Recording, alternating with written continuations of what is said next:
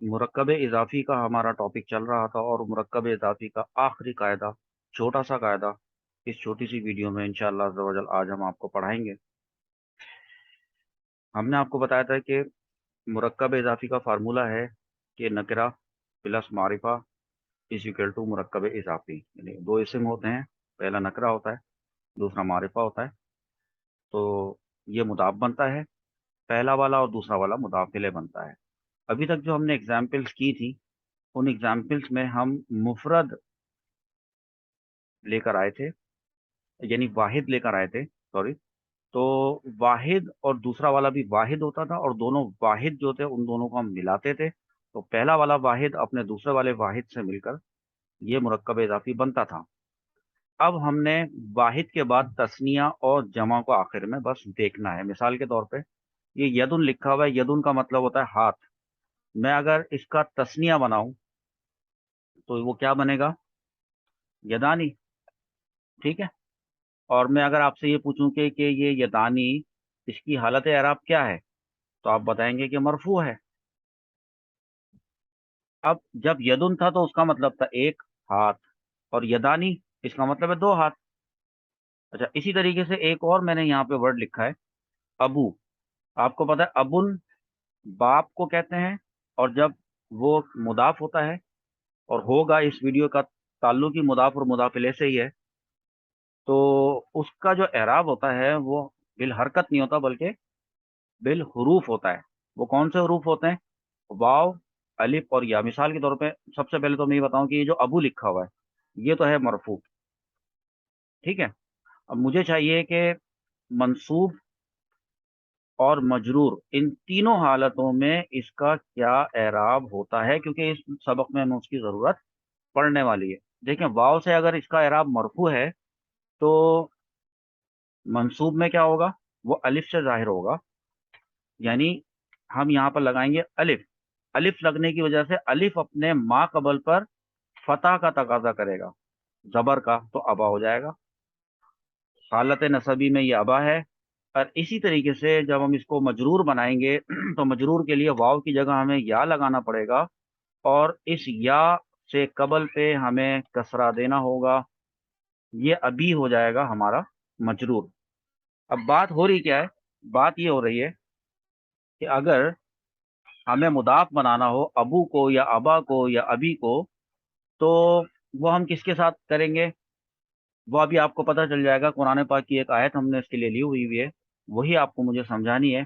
सबसे पहले यदानी को लेते हैं, मैं इसको यदानी को नीचे नोट करता हूँ और मैं आपको बताता हूँ कि इसका मतलब है दो हाथ। एक लफ्ज़ तो हमारा ये हो गया, यानी हम दो इसमों को मिलाकर आपस में मुरक्कब इजाफी बनाने जा रहे हैं, उसमें से एक हमारे पास ये वाला आ गया है। दूसरा क्या है? वो दूसरा है अबू लहब। तो अबू लहब मैं यहाँ पे आपको लिख के बताता हूँ।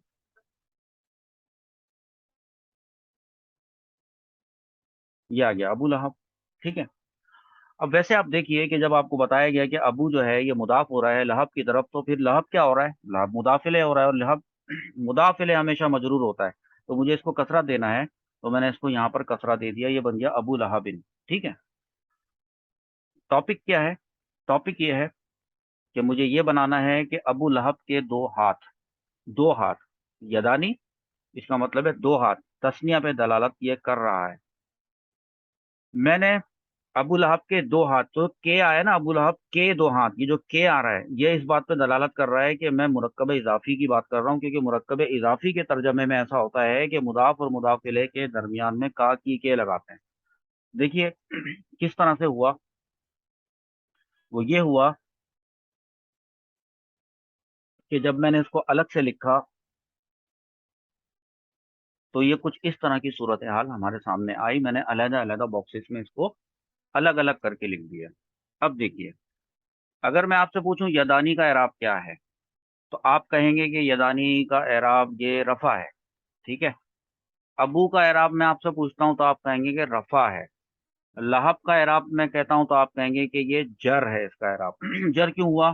क्योंकि ये अबू का मुदाफिल है। एक बात। अच्छा, वजूह एराब होती है, वजूह एराब कि अगर ये रफा है तो क्यों है। तो क्यों का जवाब ये है कि वैसे आप यहाँ पे देखें کہ یہ جو عبارت ہو رہی ہے اس کی ابتدا کس کلمے سے ہو رہی ہے؟ ابتدا اسی یدانی کلمے سے ہو رہی ہے۔ جب کوئی کلمہ عبارت کے ابتدا میں آتا ہے، شروع میں آتا ہے، تو وہ حالت رفع میں ہوتا ہے، کیونکہ عامل جو ہوتا ہے اس کا ابتدا ہوتا ہے، ابتدا اس کا عامل ہوتا ہے، یوں کہہ لیں آپ، جس کی وجہ سے یہ حالت رفع میں ہے۔ ایک بات ویسے اصل میں یہ ہے وجہ نہیں، کیونکہ عبارت پوری نہیں لکھی میں نے، ابھی تو ایک انکمپلیٹ عبارت لکھی ہوئی بھی ہے، تو اس حساب سے دیکھا جائے تو یہ یدانی یہ ابتدا میں آ رہا ہے۔ اچھا، جب ہم یدانی کو مضاف کریں گے ابو کی طرف، ٹھیک ہے، تو آج کا جو ہمارا ٹاپک ہے اس کا عنوان بن جائے گا، اور وہ یہ ہے کہ اگر تثنیہ کا صیغہ وہ مضاف ہو رہا ہو تو اس میں سے نون ہٹ جاتا ہے، گر جاتا ہے، ساقط ہو جاتا ہے۔ یہ ہے ٹاپک۔ اب مضاف کرنا ہے اس کو، جیسے میں اس کو ترکیب میں یہاں پہ مضاف بناؤں گا، میں نے مضاف بنا دیا ہے، تو جب میں اس کو مضاف بناؤں گا تو یہ واجب ہے کہ میں اس میں سے اس نون کو ہٹا دوں۔ یہ بن گیا یدا، یدانی سے بن گیا یدا، ایک بات۔ دوسری بات یہ ہے کہ مضاف کے بعد آنا ہے مضاف الیہ، یہ آ گیا مضاف الیہ۔ آپ کو پتا ہے کہ مضاف الیہ ہمیشہ مجرور ہوتا ہے، اور ابو کیا ہے؟ یہ تو حالت رفع میں ہے، ابھی میں نے آپ کو دکھایا تھا، اور اس کی حالت جری کیا ہوتی ہے وہ آپ پھر دیکھ لیں، یہ اس کی حالت جری ہے۔ تو اس کا مطلب یہ ہے کہ جب مجھے مجرور کی صورت میں ابو کو لینا ہوگا تو میں ابھی لوں گا، اور یہ مضاف الیہ ہونے کی وجہ سے مجرور ہوگا، لہذا میں آپ کو اسی اسکرین کی طرف لے کے چلتا ہوں۔ یہ آپ کے پاس یہی والی اسکرین آ گئی ہے، اور ابو کو میں نے کرنا ہے ابھی، ٹھیک ہے، یہ میں نے کر دیا اس کو ابھی۔ اب یہ ہو گیا ابھی لہبن۔ اب یہ جو ابھی ہے یہ مضاف ہو رہا ہے لہبن کی طرف، مضاف ہو رہا ہے نا، تو پھر اس کو مضاف بنائیں گے دوبارہ سے، اور لہبن کو بنائیں گے مضاف الیہ۔ یہ بنایا ہمارا ایک مرکب اضافی۔ یہ کس طرح کا مرکب اضافی ہے؟ اس کو پڑھنے کا طریقہ کیا ہے؟ اس, اس کو پڑھنے کا طریقہ یہ ہے کہ آپ پڑھیں یدا مضاف، ابھی مضاف الیہ مضاف، اور لہبن مضاف الیہ، یہاں تک ایک بات آپ کو سمجھ میں آئی؟ ٹھیک ہے۔ اچھا، اب ہم نے یہ ذہن میں ضرور رکھنا ہے، کیونکہ ہمارا ٹاپک ہی یہی ہے کہ یہ جو یدا ہے اصل میں یہ تھا یدانی، ٹھیک ہے، یہ آپ نے ذہن میں رکھنا ہے۔ تو یہ والی ہماری بات مکمل ہوئی، تو اس کو ہم یہاں سے ہٹا دیتے ہیں۔ ٹاپک ڈیلیور میں نے کر دیا ہے، بات بتانی جو مقصود تھی وہ میں نے بتا دی ہے کہ یہ یدانی تھا اور یہ یدا ہو گیا ہے۔ اب ضمناً میں آپ کو صرف، کیونکہ 4-5 کلاسز سے آپ مرکب اضافی پڑھ رہے ہیں اور ترکیب بھی کر لیتے ہیں، تو اینڈ میں آ کے وہ بن جاتا ہے مرکب اضافی، جیسے کہ یہ بن چکا، بن گیا، یہاں سے لے کر یہاں تک یہ پورا بن گیا ہے مرکب اضافی، ٹھیک ہے۔ بس ضمناً ایک بات بتاتا چلوں، ابھی جملہ فعلیہ نہیں پڑھایا، آگے چل کے آپ کو جملہ فعلیہ پڑھاؤں گا، جملہ اسمیہ پڑھاؤں گا، لیکن ابھی ہم نے ابھی تک کی کلاسز کے اندر مرکب ناقص پڑھے ہیں، مرکب تام ایک بھی نہیں پڑھا ہے۔ لیکن یہ بھی بتانا تھا کہ مرکب اضافی بننے کے بعد کیا ہوتا ہے۔ یقیناً مرکب اضافی جب بنتا ہے تو وہ اپنے سے ما قبل کسی بھی کلمے کا یا کسی بھی جز کا وہ کچھ بنتا ہے، ابھی بنے گا، وہ ابھی بنا کے دکھاؤں گا۔ یا اگر وہ مرکب اضافی ہے یہاں سے لے کر یہاں تک، تو اپنے ماں بعد وہ کسی کے لیے کچھ بنتا ہے، وہ جو کچھ بنتا ہے وہ ابھی بنا کے دکھاتے ہیں۔ مثال کے طور پہ میں یہاں پر ایک فعل لے لیتا ہوں، اور وہ فعل ہے تبا، اصل میں تھا تبابا، تبابا سے بنا تبا، تبا کا مطلب ہوا برباد ہوا وہ ایک مرد، تباہ ہوا وہ ایک مرد، صیغہ واحد مذکر غائب لیا ہے نا میں نے، سمجھ میں آ رہی ہے بات؟ تو یا ٹوٹنے کے معنی میں آتا ہے۔ تو دیکھیے یہ فعل ہے، اور فعل کے بعد فاعل آ رہا ہے، یعنی یہ فعل ہے اور یہ فاعل آ رہا ہے۔ میں نے کیوں کہہ دیا کہ یہ فاعل آ رہا ہے؟ آپ کو پتا ہے کہ فاعل ہمیشہ مرفوع ہوتا ہے، اور آپ بتائیں یدا کیا تھا؟ یدانی تھا نا، یدانی مرفوع تھا نا، تو یہ مرفوع ہے نا، تو اب یہ مرفوع یہاں سے لے کر، اب یہ ہے تو مرفوع، لیکن اس کا مطلب ہے دو ہاتھ، لیکن کس کے دو ہاتھ؟ وہ ابو لہب کے دو ہاتھ ہے نا، یہاں پہ ابی لہب لکھا ہوا ہے تو ابی لہب کے 2 ہاتھ ہیں تو اس کا مطلب ہے کہ جس کے یہ یدا، یہ جس کے 2 ہاتھ ہیں، اس کی نسبت، اس کی اضافت ابو لہب کی طرف ہو رہی ہے، اس کی، پھر سنیں، اس کی اضافت ابو لہب کی طرف ہو رہی ہے، تو لہذا اس کی اضافت کو مکمل کیا جائے گا پہلے، مضاف اور مضاف الیہ مضاف بنایا جائے گا، اور پھر وہ آگے مضاف الیہ جب مکمل ہو جائے گا تو یہ بن جائے گا مرکب اضافی۔ اب یہ مرکب اضافی ہونے کے بعد بننے لگا ہے اس فعل کا فاعل۔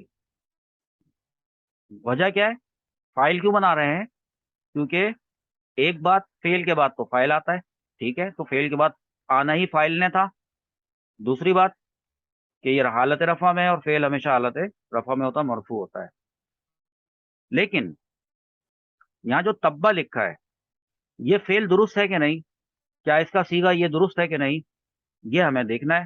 اس کے لیے ایک چھوٹی سی ایک بات اور سمجھ لیں، وہ یہ کہ میں نے آپ کو پڑھایا تھا مذکر مؤنث کے سبق میں کہ انسان کے جسم کے جو اعضاء ہوتے ہیں، اس میں سے وہ والے اعضاء جو جڑواں ہوتے ہیں، یعنی 2 2 کر کے ہوتے ہیں، 2 ہاتھ ہوتے ہیں، رجلن 2 ٹانگیں ہوتی ہیں، رکبتن 2 گھٹنے ہوتے ہیں، اسی طرح سے یہ سارے جتنے بھی جوڑے والے ہوتے ہیں یہ مؤنث ہوتے ہیں، ٹھیک ہے، حالانکہ اس کے اندر کوئی گولتا آخر میں یا کوئی تانیث کی علامت اس میں آ نہیں رہی ہے، آتی نہیں ہے ان میں، بس لیکن یہ مؤنث ہوتے ہیں۔ تو ید، ہاتھ بھی تو 2 ہوتے ہیں انسان کے، ٹھیک ہے، تو یہ مؤنث کے حکم میں ہے۔ اب فاعل دیکھیں یہ مؤنث ہے، ٹھیک ہے، تو یہاں پر اگر آپ تبا کی گردان پڑھیں، آپ تبا، تبا، تبو، تبت، کیا آیا؟ تبت۔ یہ تبت کون سا صیغہ ہے؟ تبت ہے صیغہ واحد مؤنث غائب۔ ہم یہاں لکھ لیتے ہیں اس بات کو کہ یہ فعل ہے، سب سے پہلی بات تو یہ فعل ہے، اور فعل بھی ماضی کا ہے، تو پہلے ماضی لکھ لیں، اور یہاں پر لکھ لیں کہ یہ صیغہ ہے، کون سا ہے؟ واحد ہے، مؤنث ہے، غائب ہے، صیغہ واحد مؤنث غائب ہے، ٹھیک ہے۔ مؤنث اور مؤنث کا تعلق سمجھ میں آیا؟ مؤنث اور مؤنث، اس کا تعلق سمجھ میں آیا؟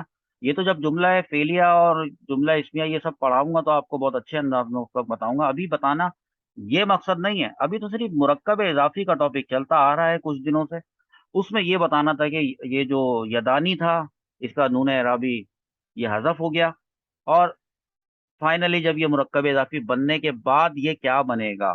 تو دیکھیں یہ بنے گا فائل، تو یہ کس کا فائل بنے گا؟ کسی فعل کا فائل بنے گا نا، پیچھے کوئی فعل ہے۔ جب میں نے یہ ابھی سبق پڑھانا شروع کیا تھا تو اس وقت پیچھے کچھ بھی نہیں تھا، اس کو میں نے خالی رکھا ہوا تھا، اتنا حصہ خالی تھا، یہ تو پتا ہے نا آپ کو۔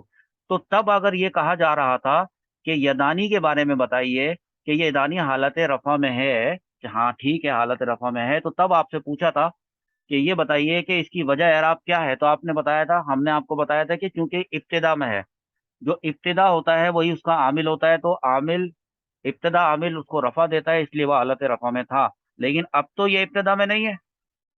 کیا سچویشن ہے اس وقت؟ عبارت کی صورتحال کیا ہے؟ کیا یہ پہلا ورڈ ہے عبارت کا؟ اب تو نہیں ہے، اس سے پہلے تو آ چکا ایک فعل، اب تو یہ نہیں ہے۔ اب بتائیے، ہاں ہے ابھی بھی لیکن یہ مرفوع، اب اس کی وجوہ اعراب یعنی وجہ اعراب تبدیل ہو گئی، اب کچھ اور ہے، اب اس کی وجہ یہ ہے یہ حالت رفع میں کیوں ہے، اس کیوں کا جواب یہ ہے کہ یہ فاعل ہے، اور فاعل ہمیشہ مرفوع لایا جاتا ہے۔ بات سمجھ میں آ گئی؟ تو ہم اس کو یوں لکھیں گے کہ فعل، وہی تبت فعل اپنے فاعل سے مل کر کیا بنتا ہے؟ جملہ فعلیہ، اور وہ بھی خبریہ، یہ ذہن میں رکھیے گا۔ اچھا، اب ہم نے اس ترکیب کو، اب چونکہ ہم نے ضمناً ترکیب کر لیے، نحوی ترکیبوں کی کلاسیں ابھی شروع نہیں ہوئی ہیں جس میں باقاعدہ طور پہ نحوی ترکیبیں اسٹیپ بائی اسٹیپ پڑھانی شروع کی جائیں گی۔ اس کا ترجمہ کریں گے اب ہم۔ ترجمہ کس طرح سے کیا جائے گا؟ یہ جملہ فعلیہ ہے تو جملہ فعلیہ کے اندر سب سے پہلے فاعل کا ترجمہ کرتے ہیں، پھر مفعول کا کرتے ہیں، مفعول تو اس میں ویسے کوئی ہے نہیں عبارت میں، اور آخر میں فعل کا کرتے ہیں۔ چلے سیکھ لیں، اس وقت کام آئے گا جب میں جملہ فعلیہ آپ کو پڑھاؤں گا۔ دیکھیں فائل کا اگر پہلے ترجمہ کرتے ہیں تو فائل تو یہ لکھا ہوا ہے ہماری عبارت میں، ترکیب میں فائل کدھر ہے؟ یہ رہا فائل، इस फाइल का हमें पहले तर्जमा करना है। तो क्या है इसका तर्जमा? इसका तर्जमा तो भाई हम कर नहीं सकते, क्योंकि ये तो खुद किसी मुरक्कब इजाफी से बना है। अच्छा ठीक है, फिर मुरक्कब इजाफी में चले जाते हैं। तो मुरक्कब इजाफी तो तीन अल्फाज से मिलके बना है। अच्छा, पहला मुदाफ है और दूसरा मुदाफिल मुदाफ है, उसके बाद मुदाफिल है। और आपको पता है कि तर्जमा उल्टा किया जाता है, पहले मुदाफिल का तर्जमा किया जाता है, बाद में मुदाफ का करते हैं। अब यहाँ पे सूरत हाल कुछ ये है कि ये जो अस्माए सित्ता है, ये जब इसमें आते हैं इस तरह उल्टा तर्जुमा नहीं करते हैं। उस वक्त ऐसी सूरत के अंदर अबी लहब का तर्जमा तो अबी लहब ही रहेगा। एक बात, उर्दू में आप इसको अबू लहब कह लें, ये हो गया तर्जुमा अबू लहब। उसके बाद आपने मुदाफा करना है। इसका मतलब है दो हाथ, ये अलिफ तस्निया जहन में रखिएगा, दो हाथ। तो बना तर्जमा के अबू लहब के दो हाथ। जब हम इतने हिस्से का तर्जमा कर रहे हैं अबू लहब के दो हाथ, इसका मतलब है कि हम दरअसल मुदाफिले और मुदाफ का तर्जमा कर रहे हैं। दरअसल हम पूरे मुरक्कब इजाफी का तर्जमा कर रहे हैं। अबू लहब के दो हाथ, दरअसल ये पूरा बन रहा है फाइल।